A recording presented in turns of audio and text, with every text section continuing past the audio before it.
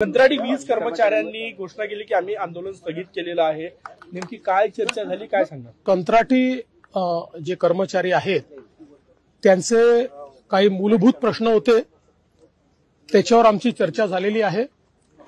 त्यातले त्यांचे काही प्रश्न जे आहेत ते अत्यंत जेन्युइन आहेत की जे निश्चितपणे सोडवले गेले पाहिजेत. ज्याच्यामध्ये विशेषतः इतके वर्ष ते काम करतायत, पण त्यांना जेव्हा नियमित भरती निघते त्यावेळी त्यांना अप्लाय करता येत नाही, कारण वयाची अट त्यांच्याकरता शिथिल झालेली नाही.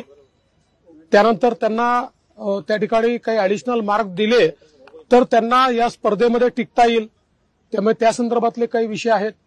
या व्यतिरिक्त काही त्यांच्या फायनान्शियल डिमांड्स देखील त्या ठिकाणी आहेत. एक विशेष महत्वाची त्यांची जी मागणी आहे की कंत्राटदार जे आहेत ते शोषण करतात, नियमित आणि त्यांना जेवढं वेतन देय आहे ते वेतन त्यांना मिळत नाही आणि म्हणून थेट त्यांच्या खात्यामध्ये ते वेतन गेलं पाहिजे.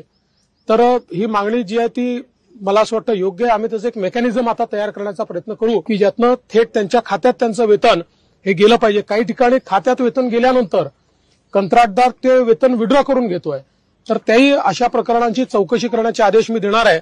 कारण अशा प्रकारे जर अशी पिळवणूक किंवा फसवणूक होणार असेल तर ते देखील योग्य नाही आहे. त्यामुळे त्यालाही कशा प्रकारे प्रतिबंधात्मक उपाय करता येतील हा देखील आपला प्रश्न त्या ठिकाणी आहे.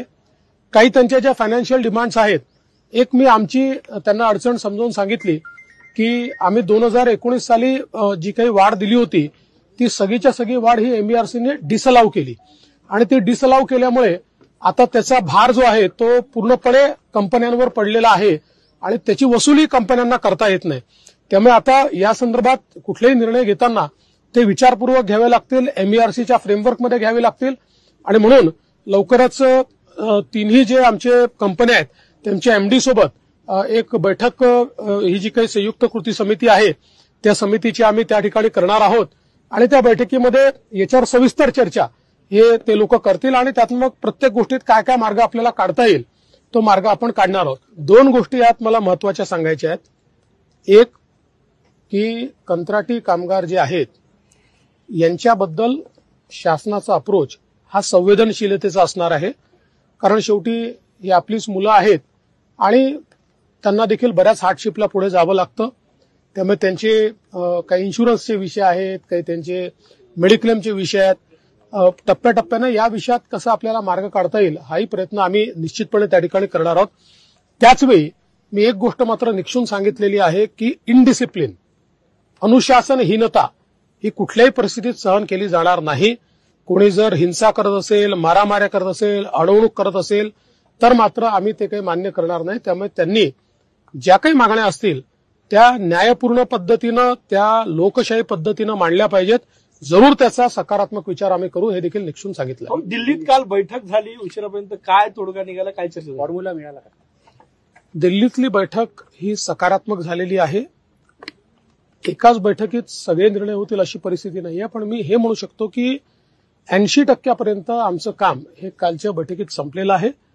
20% जे आमचे आता म्हणजे बसलो जरी नसलो तरी आपापसात फोनवर चर्चा चालली आहे. ज्या काही थोडे बहुत आमचे विषय राहिले आहेत, मला विश्वास आहे आम्ही लवकरच हे पूर्ण करू शकतो. राज ठाकरे म्हणाले दुसऱ्याची पोरं सध्या खांद्यावर खेळवले जाण्याचा प्रकार सध्या महाराष्ट्रात सुरू आहे, अशा पद्धतीचं. हो, बाळा नांदगावकरांनी हे पण म्हटलेलं आहे की जर काही चांगलं होणार असेल तर भाजपसोबत जायला काय हरकत नाही. असं आहे की या संदर्भातली आमची भूमिका ही आम्ही यापूर्वी देखील सांगितलेली आहे की आता मनसेने जी काही व्यापक भूमिका घेतलेली आहे ती भूमिका आमच्या विचाराशी विसंगत नाही आहे.